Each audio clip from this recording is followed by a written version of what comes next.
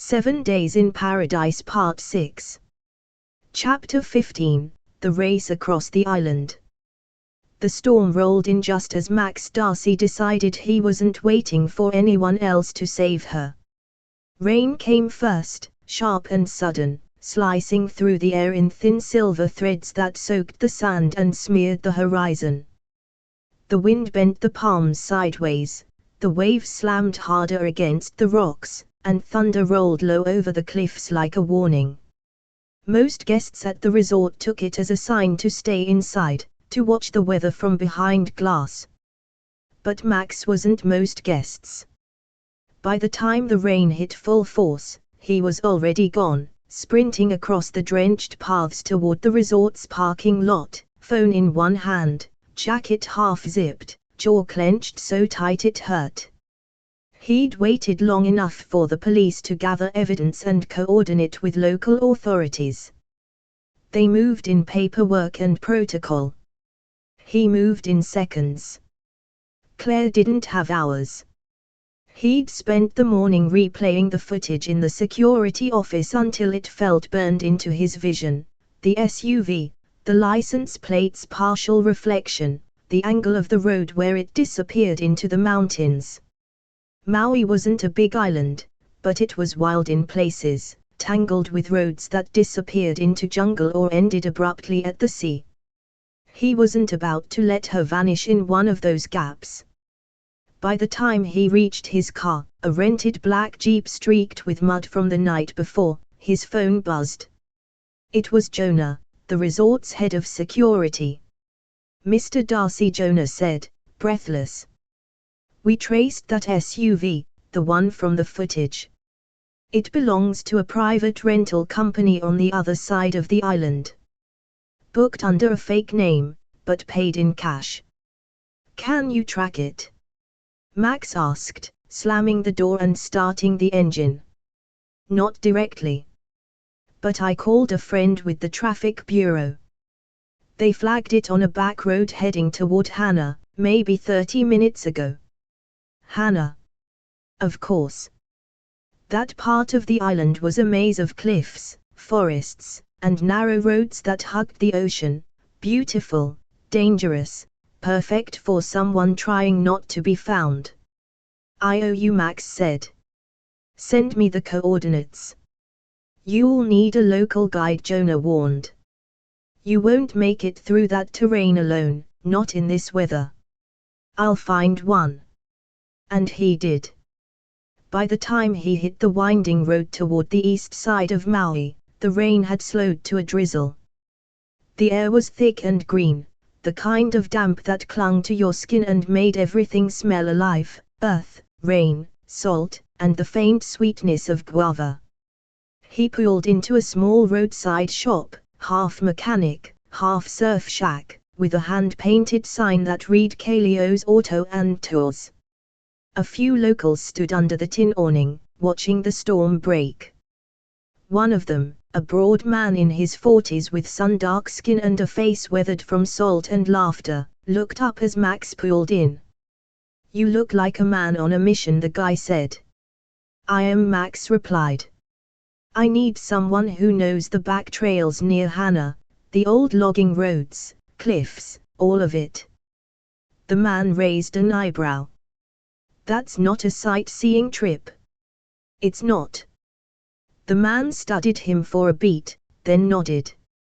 "Name's Kalio. You're the billionaire from the papers, yeah?" Max's jaw tightened. "I'm the man whose friend's been taken." That got the room quiet. Kalio's face shifted, respect replacing curiosity. "Got it. You're chasing someone." "An SUV. Black. Headed east an hour ago. Driven by a man who doesn't deserve to be breathing near her." Kalio grabbed his keys off a hook. "Then we better move." They set off in Kalio's truck, an old, dented Toyota with more grit than glamour.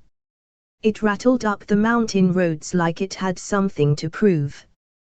The higher they climbed, the thicker the jungle grew, vines coiling around trees, mist hanging low, the sound of birds cutting through the wet air. Kaleo drove fast but sure, every twist in the road taken with the ease of someone who'd done this 100 times. You said she's in a black SUV. Yeah. Rented under a fake name.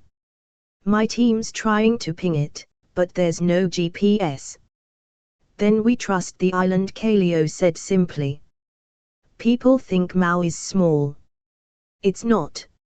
It hides things, and people. But the island doesn't like secrets.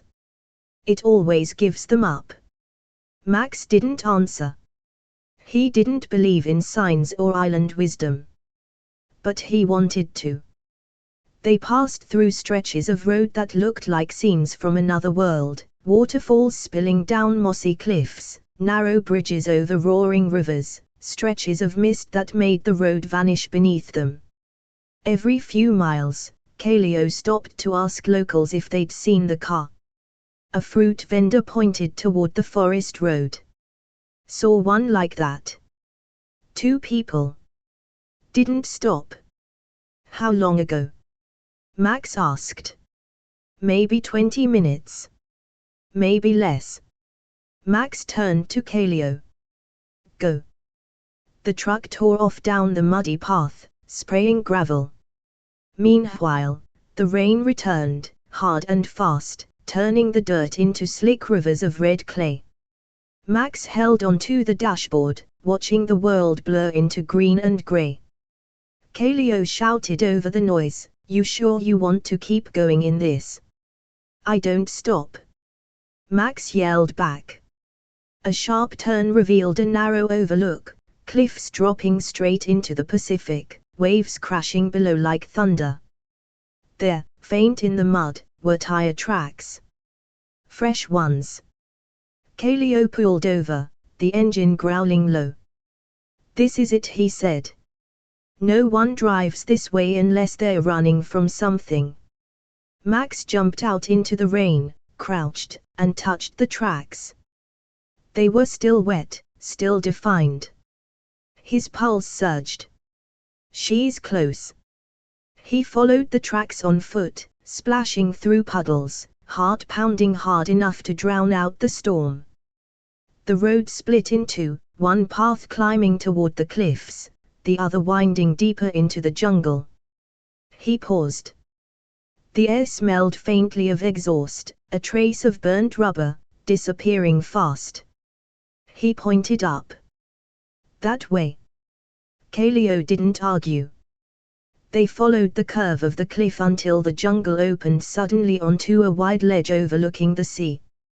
And there, sitting on the edge of the clearing, half hidden by ferns, was a black SUV.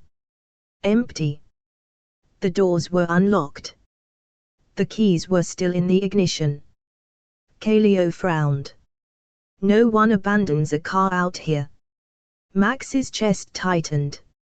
Unless they found somewhere to hide. He checked the glove compartment.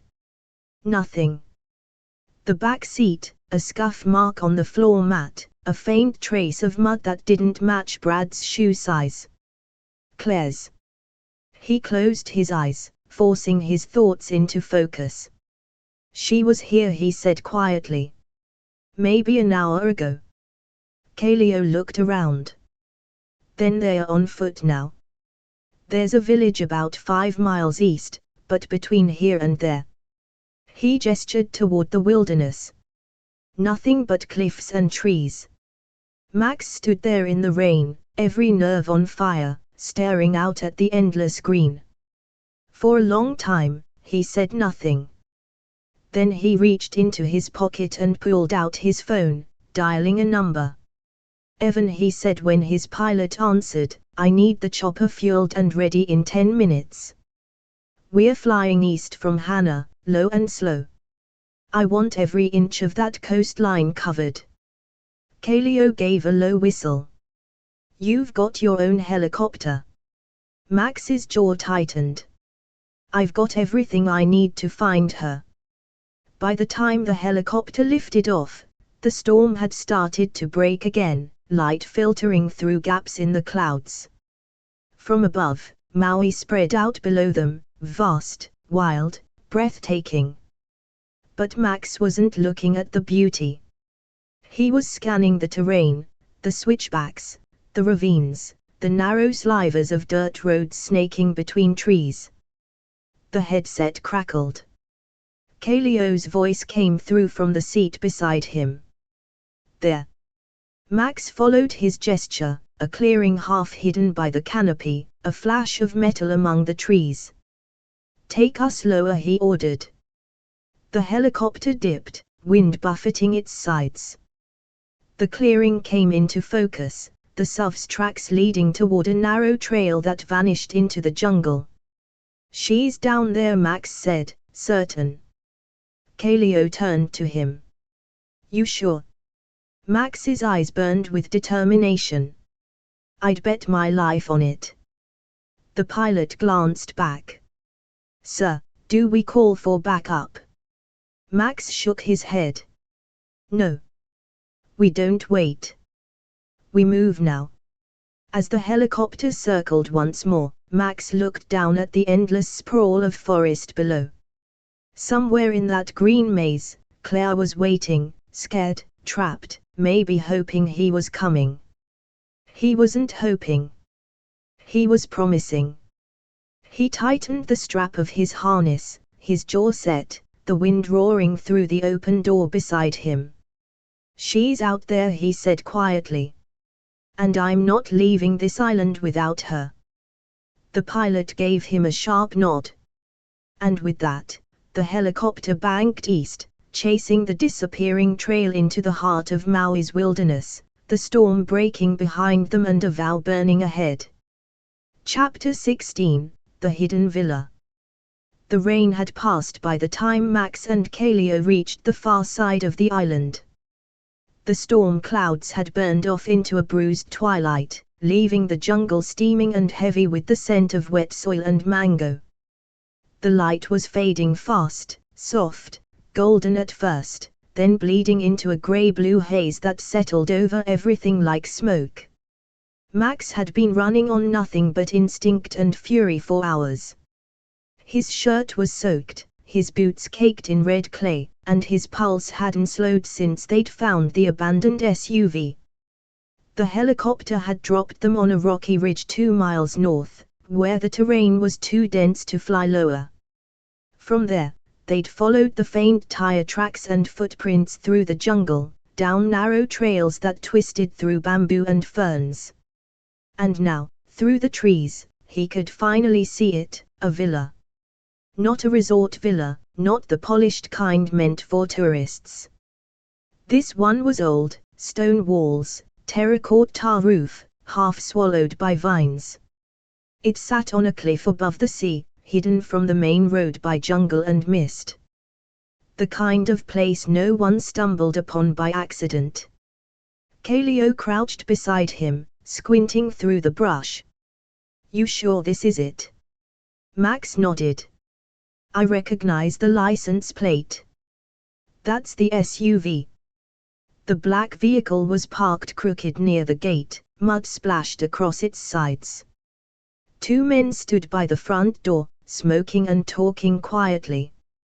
Their clothes didn't match, one in a Hawaiian shirt, one in black slacks, but both had the wary posture of men who carried guns. Kalio muttered a curse under his breath. Those aren't tourists. No, Max said. They're Brad's people. He scanned the villa, calculating. 1 entrance. 1 rear terrace facing the cliffs. Windows on both sides, bars on the lower floor, open on the second. A faint light flickered inside, the yellow kind of lamplight that makes shadows crawl. And somewhere in that house, Claire. Inside, Claire sat in a narrow chair beside a low wooden table, wrists free but posture stiff. Her hands were clasped tightly in her lap, hiding their tremor. The room smelled of old salt, cigarettes, and mold. A single lamp cast uneven light across the walls. Across from her sat Brad Walker, looking far too comfortable for a man who'd just committed a kidnapping. He was lounging sideways on a couch, a glass of whiskey in one hand, his expression smug and calm. "Don't look at me like that," he said, swirling the drink lazily. "You act like I'm the villain here." "What would you call this?" she said, voice low but steady. "An intervention," he replied smoothly.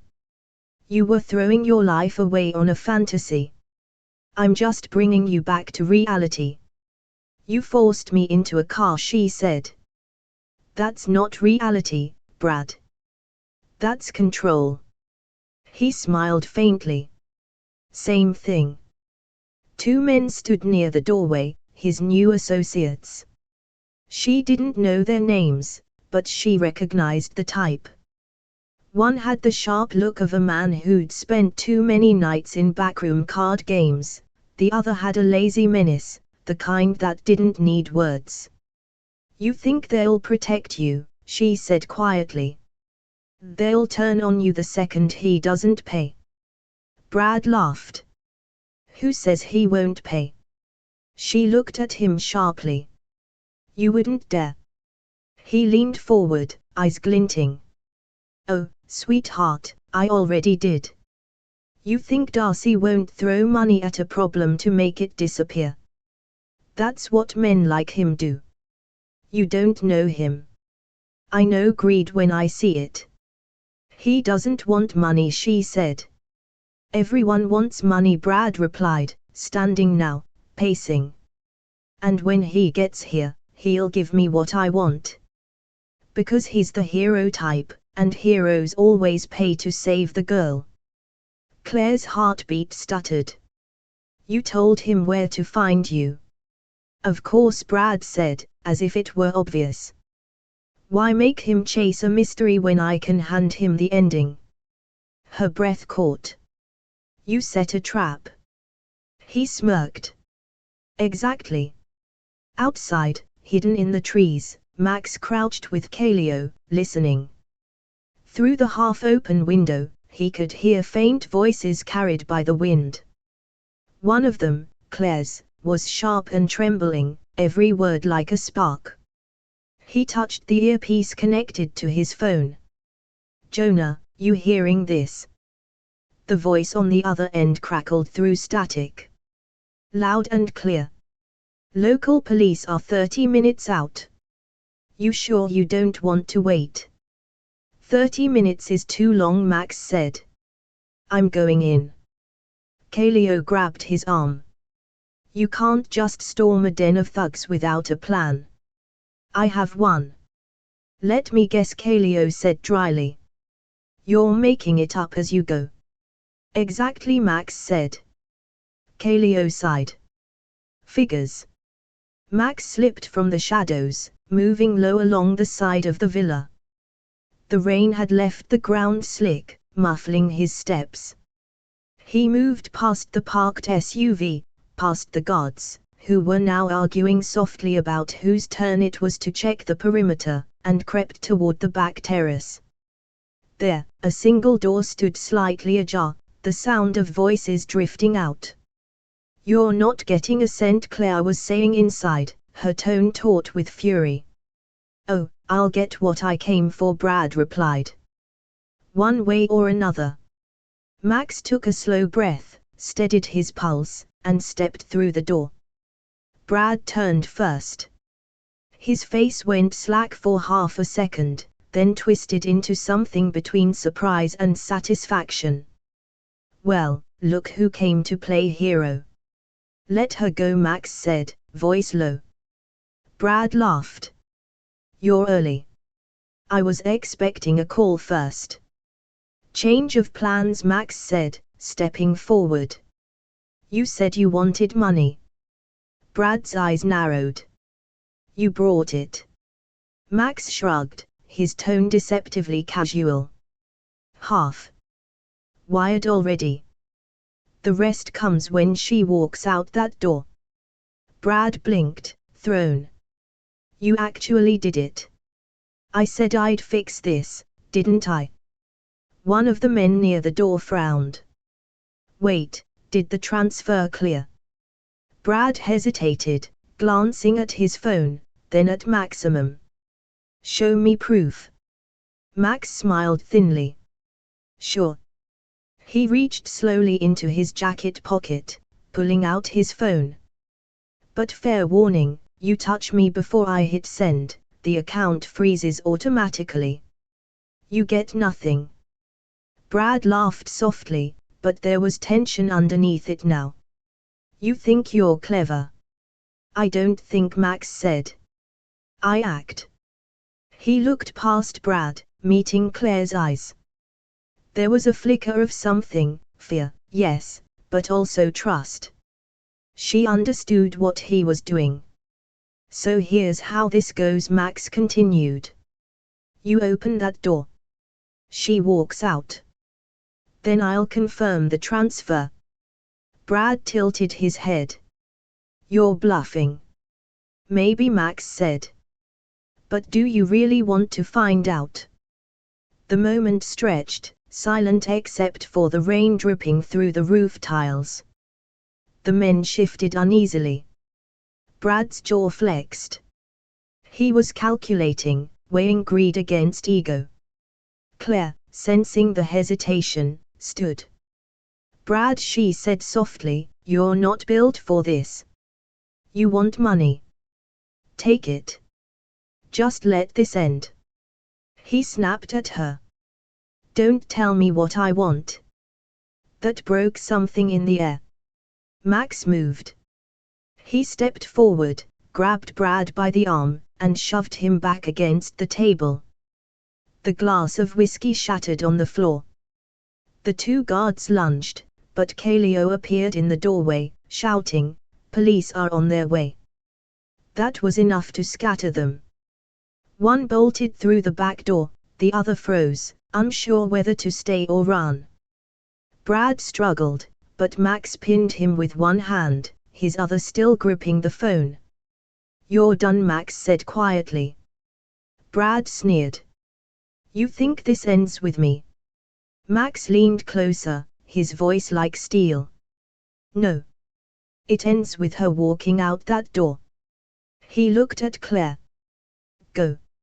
She hesitated, eyes wide. What about, go? She bolted, sprinting toward the terrace. Kaleo caught her by the arm, steadying her as she stumbled onto the wet stone steps. Behind them, Max shoved Brad away. The man staggered, caught himself on the edge of the table, and glared at him with something unhinged. You'll regret this, Darcy. You have no idea who I owe. Max straightened. Then maybe you should start paying your own debts. By the time the police sirens echoed through the trees, the villa was nearly empty. Brad's men had vanished into the jungle. The SUV was abandoned again, keys still in the ignition.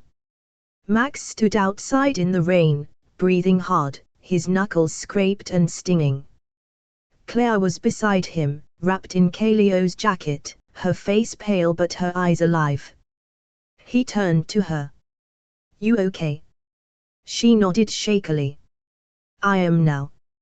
For a long moment, they just stood there, two silhouettes against the sea, the storm washing the world clean around them.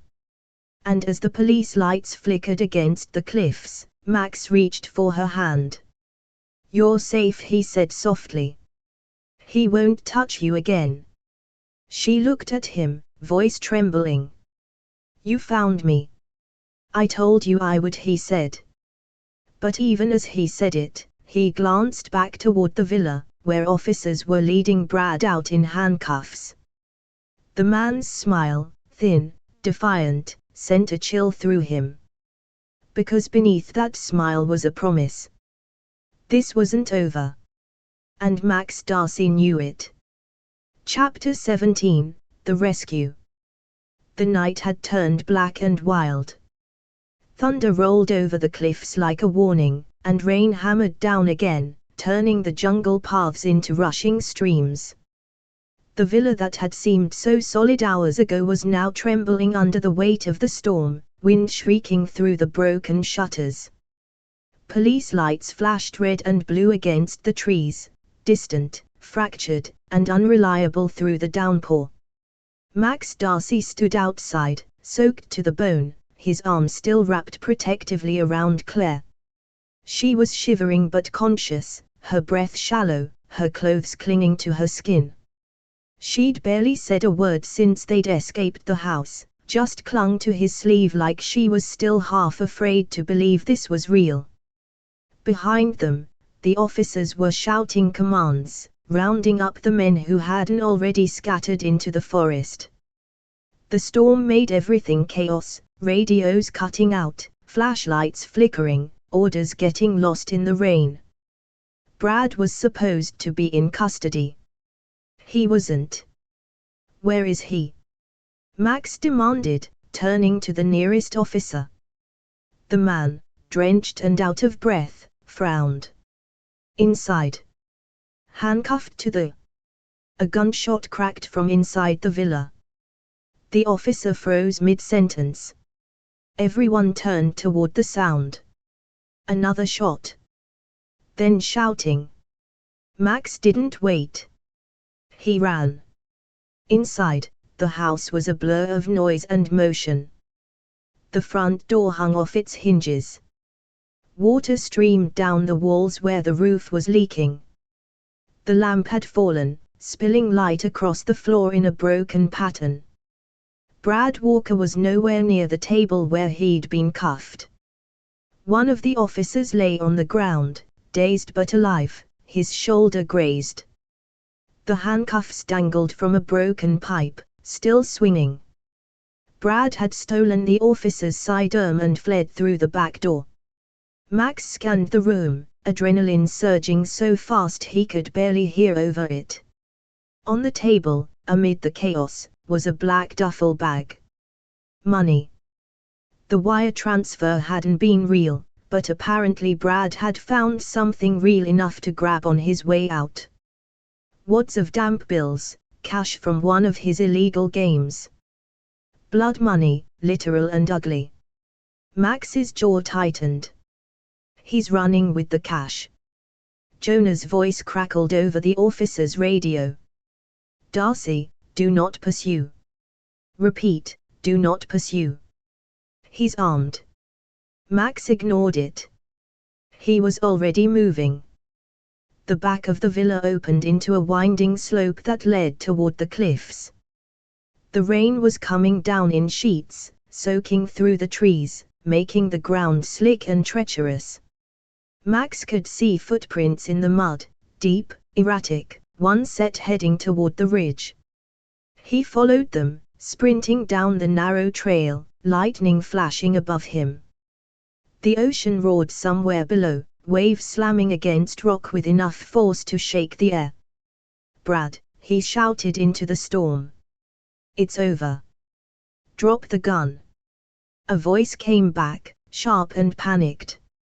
Stay back. Max caught sight of him through the rain, halfway down the path, stumbling under the weight of the duffel bag. He looked less like the smooth talker who'd strutted through the resort and more like a man unraveling. His shirt was torn, his hair plastered to his face, and the gun in his hand trembled with every step. Don't do this, Max called out, keeping his distance. You've got nowhere to go. Brad turned, wild-eyed.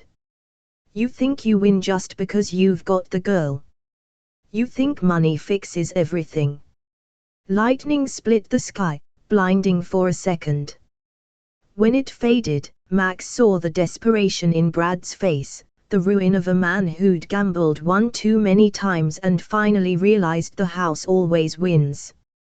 You don't get it, Brad shouted. I made her. She was mine.